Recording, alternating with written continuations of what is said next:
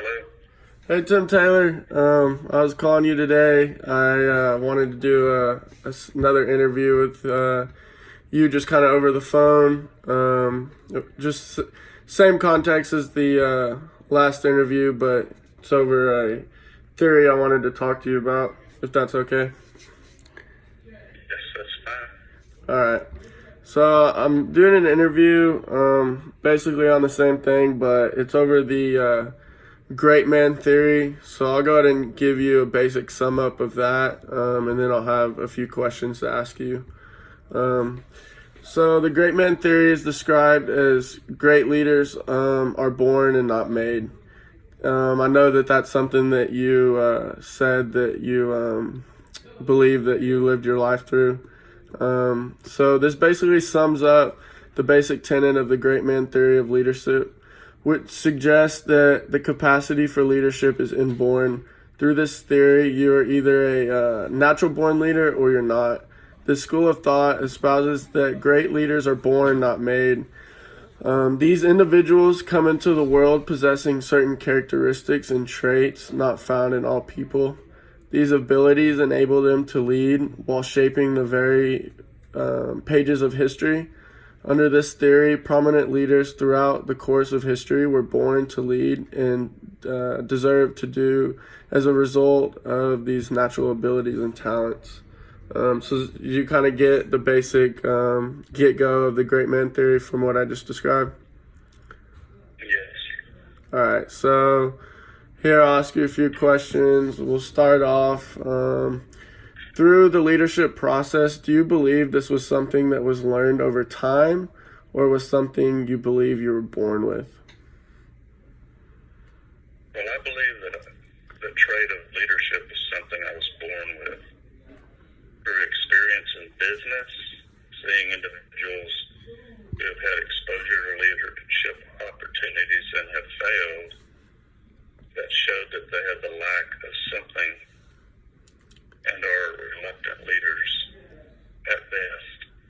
As I told you earlier, not during this interview, being exposed at such a young age to my father being self-employed in a business that the family depended on for survival, it was imperative to me that what I did truly made a difference in my father's success.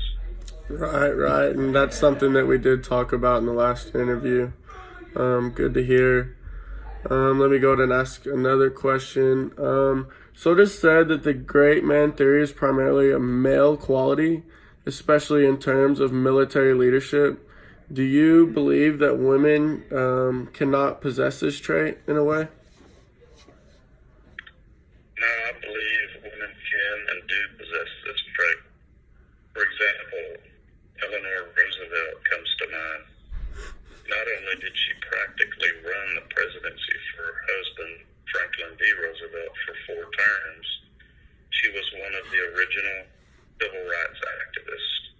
She convinced the United States to join the UN, the United Nations. Then she became the first chairperson for the Commission on Civil Rights. In this role, she oversaw the drafting of the UN Commission on Human Rights. Wow, I did not know that. That is a great answer. Cool deal.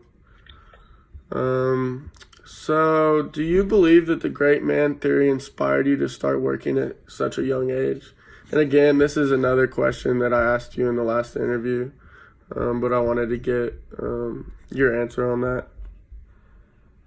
Right. When I was young, my father owned a gas station, and working for my father was a great way for me to earn money to buy things such as presents for my mother. I enjoyed seeing her happy and her happiness, as well as the satisfaction of earning something for myself. Growing up in a poor home, I was very motivated to help contribute to my family's needs as times were very hard. I was raised along with 8 other children, and there was no money left for frivolous items, only necessities. It was very rare for my siblings and I to even receive a cake on their birthdays because of how tight money was during these times. My father's father, my grandfather, came from a very small town, and from the time he was very young,